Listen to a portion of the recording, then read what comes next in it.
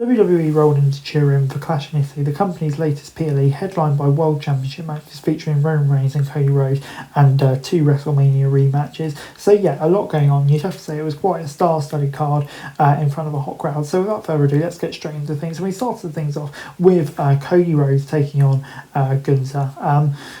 The action was back and forth early, with each man trading blows and neither being able to gain a sustained advantage. At one point, the champ delivered the pedigree to no avail, and the challenger answered moments later with a powerbomb that also failed to net in the win. Gunther kicked out the crossroads as Michael Cole questioned whether it's too early for the American Nightmare to try and put his opponent away. Rollins followed the Cody Cutter attempt, but Gunther caught him with a sleeper, which the champ countered into a roll-up for 2. The heel reapplied the sleeper, rolled over and put the full body weight on top of the babyface, but Rhodes slowed grit and determination in fighting out of it. The relentless villain reapplied the hold, forcing the champ to look to the ropes for a mandated break. On an exchange of chops and clotheslines and a Cody Cutter and crossroads earned the victory, despite a controversial finish that saw the official miss Gunther's foot under the rope. The crowd was extremely pro-Gunther here, and that was, I don't know, maybe Rhodes fatigue or a sign of Gunther in his home area. But to be honest, it just kind of felt a bit rushed. I mean, these are some of the top stars in the industry. The finish wasn't executed spectacular, and it kind of led fans a bit confused, wanting a bit more. Maybe we will get another match. But yeah, it kind of feels like a bit weird how a match of this magnitude was just so rushed. Gunther sold his outrage well, and yeah, it feels like we'll probably get another match between the two of them. But yeah, for this alone, I'm going to give it a 6 out of 10. Next up, it was Rhea Ripley taking on Jade Cargill in a WrestleMania 42 rematch. The challenger controlled early, preventing Ripley from building momentum by taking her down with a follow-away slam at ringside to a chorus of boos. Cargill leaned into her strength advantage, clubbing Mummy with forearms to the chest, then wrapping her head hard into the corner. Cargill maintained control, grounding Ripley and working a headlock. When the champ forced her back to her feet, Storm faced her back to the mat. A missed elbow drop and a failed charge into the corner allowed the Eradicator to mount her comeback. Ripley broke out for missile dropkick, a razor's edge and a shining wizard, but was unable to keep her opponent down as frustration and exhaustion set in. Cargill counters the Riptide into a DDT, but the champ kicked out at 2. A sit-down powerbomb followed by another near fall. Ripley recovered and followed her up with a side suplex for a 2 of her own, her face planted with disbelief at a near fall. Beefab and Charlotte took breaks, attempting to break up a pinfall by putting their allies first on the bottom rope and ensuring the match would continue. The Queen's distraction allowed Ripley to catch up with the second Riptide for the win. Cargill looked really good here. Hesitation earlier, but she seems to be more comfortable now. P-Fab was late in grabbing Cargill's boot, which was a shame, but Flair did it well. This was at least as good as a WrestleMania match. Seems to be building up chemistry, and the finish would suggest Flair versus Cargill is the direction we're moving in. And yeah, to be honest, I'd be quite excited to see that. I'm going to give it 7 out of 10.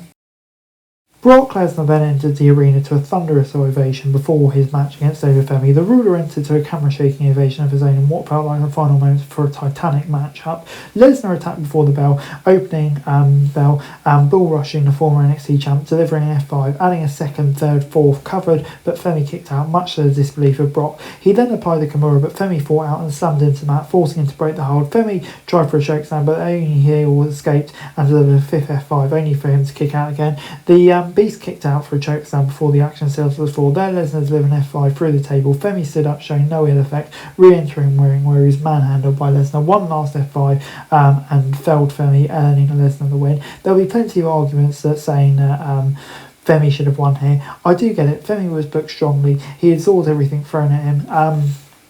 But the match was longer with Mania, and yeah, it was effective being told. I mean, Femi looked great, rising, kicking out all those F5s. Maybe he could have got a bit more in here, but I think it is all leading to a rubber match where he will get the win and go over. But yeah, I don't know, it was a really fun match, chaotic from start to finish. Probably would have liked seeing Femi get the win, but you know, it is what it is. I'm not massively against it. I'm going to give it 6 out of 10. We then got Becky Lynch versus Sol Ruka for the women's IC title from Saturday Night Main Event rematch with Jessica Kyle once again refereeing. Ruka utilised her athleticism and creative offense arsenal to keep Big Time's Bex off guard early. Lynch turned the tide though and worked over her opponent, using her own momentum against her as the fight spilled to the floor. Back in the ring, competitors threw uppercuts and Ruka learned on her speed to quicken up the pace and Lynch on the defensive. A missile dropkick sent the champ across the ring, a running knee and the challenger a near fall. Ruka tried for the Snow Snatcher, but the man caught in a disarmer, which the babyface cancelled out of into an STF. Counters and reversals continued until Carl was forced to jump out of the ring to avoid a collision. The inevitable confrontation with Lynch followed, allowing Ruka to fight her way back into the match. Ruka delivered an X Factor at the top rope, but the champ kicked out at 2. Lynch cut off her momentum, shoving Carl into the ropes, which caused the challenger to lose her balance. It didn't matter as the babyface blocked the DDT by getting her hands up and rocking Lynch for a super kick. Later, Lynch scored the second manhandle of the match, but Ricca escaped, delivering a Soul Snatcher, scoring a big win for a title upset. And yeah, this was excellent stuff. I mean, the whole Lynch v Carl stuff is going to be pretty interesting. Could we get a referee match? Who knows? But Ricca, I think, was really good here. Lynch putting Styles over was fantastic. Another strong match. And I think, yeah, Ricca really rose to the occasion, and she does look like a big star going forward, doesn't she? So yeah, super happy for her. 7 out of 10. And in our main event, it was no disqualifications, no countouts. Tribal Chief versus Jacob Fatu in a tribal combat match. It didn't take long for the action to spill out the ring and into the crowd. The combatants pummeled each other around the arena before Reigns sent Fatu into the ring steps and to seize momentary control of the match. The Smirn were all fired up following an effective kick to the head of the OTC, building momentum. An ill-fated pop-up though resulted in Reigns catching him with a Superman punch for 2. A second halted another Fatu offense as the action returned to the floor. Reigns pulled a toolbox from underneath the ring, repeatedly bashing it on his opponent's right hand with it in an attempt to take away the Tongan death grip. When the challenger attempted to drive the champ through the guardrail, Reigns caught him with a Superman punch, then added a spear through a different guardrail. Back in the ring, he delivered another spear, but Fatu kicked out before the 3. I do this because I love you guys, Reigns said, embracing his inner gaslighter, then exposing the corner turnbuckles in defiance of claims he needed one to win their Backlash clash. Fatu capitalised on his cousin's hubris, delivering a spear of his own for a near fall. The challenger delivered a moonsault and made a cover, only for the champ to deliver a low blow for his kick out. The tribal chiefs of years gone by, Reigns recovered, repeatedly slamming his cousin face first into an exposed turnbuckle, speared Fatu for a table in the corner. One final spear earned the OTC the win. After the match, as the victor Usos and Fatu exited the ring, Solo and his gang appeared in the crowd, interested onlookers. And yeah, this was fantastic. I thought Corey Jones, all the way from Mexico for Triple A, shout out to that guy, was excellent here.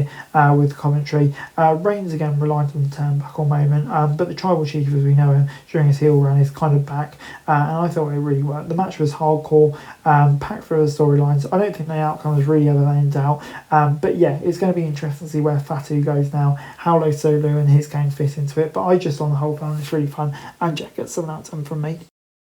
Overall, Clash in Italy gets 7 out of 10 for me. The show was a strong effort with very good to great matches up and down the card. Even some of the booking decisions kind of were a bit questionable. Reigns v Gunther's finish landed with a thud, and a large portion of the fans will be justifiably upset Lesnar defeated Femi. Still, overall, the show was a fun watch that set up rematches and propelled others into fresh storylines. There were still too many commercials and dead times, but that's kind of the nature of the beast in 2026 with WWE PLEs, isn't it, really? That's it for this video. Thanks very much for watching. Remember to like, share, subscribe, follow us on our socials. Link in the description below for daily wrestling news, meme and content. Subscribe to our other channels on screen right now, that'd be greatly appreciated. Thanks very much for watching. Peace out.